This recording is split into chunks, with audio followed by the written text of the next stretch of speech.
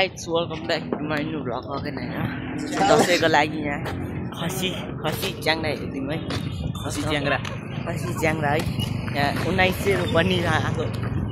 यहाँ चाहिँ च्याङ्रा छ हैन, त्यहाँ चाहिँ खसी छ। त्यहाँ पनि छ च्याङ्रा खसी हैन। हुन्छ यहाँ टिभीएस को ग्रान्ड हुँदैछ, एक्सचेन्ज हुँदैछ। जानेछौँ।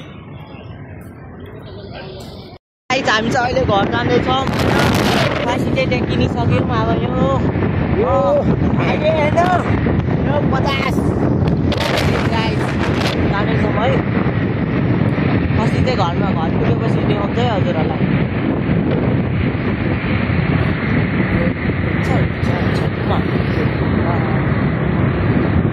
जाँदैछौँ है घर होइन, टक्क हजुरहरूलाई घर पुगेपछि र खसीसँग भेट्छौँ है। चाहिसक्यो है हाम्रो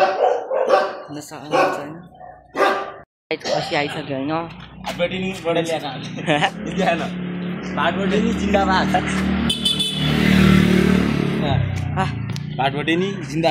दसैँको लागि खसी धेरै लामो, यो धेरै घाँस खान्छ नि, घाँस खान्छ नि